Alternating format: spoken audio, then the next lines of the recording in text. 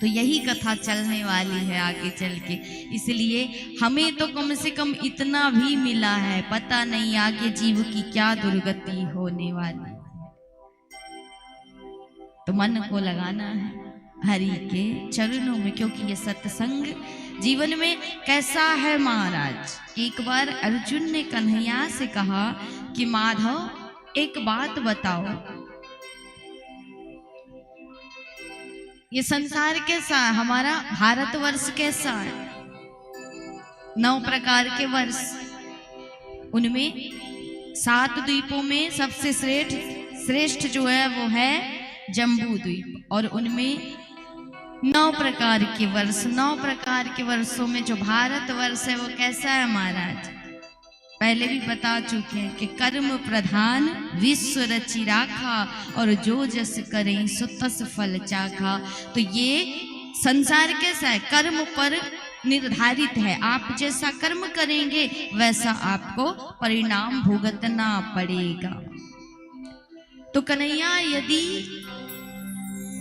कर्म का फल भोगना ही पड़ता है तो फिर क्या सत्संग में जाना चाहिए? कभी ये बात सोचिए आपने में, क्या कथा सुननी चाहिए? जब कर्म का फल सत्संगी को भी मिलेगा और जो सत्संग नहीं करता उसे भी मिलेगा, दोनों को मिलेगा। कर्म का फल तो दोनों को भोगना पड़ेगा। तो क्या सत्संग में जाना चाहिए? इसके बाद भी जाना चाहिए, हाँ या ना? जाना चाहिए ना। तो अर्जुन ने कहा कि माधव जब दोनों को फल मिलने वाला है तो फिर जीव सत्संग में क्यों जाए, भगवान की कथा क्यों सुने?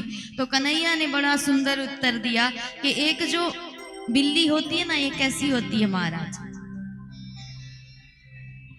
इसके पास एक मुख है, ये अपने बच्चे को भी मुख से उठाती है और शिकार को भी मुख से ही मारती है। अब शिकार को मारे तो शिकार बचता है? नहीं बचता, उसके प्राण चले जाते हैं, मार डालती है। उसी मुख से मार रही है, उपयोग कर रही है, लेकिन अपने बच्चे को उसी मुख से उठाती है। तो सोचिए कितनी सुरक्षा से उठाती है, कितना संभाल करके उठाती।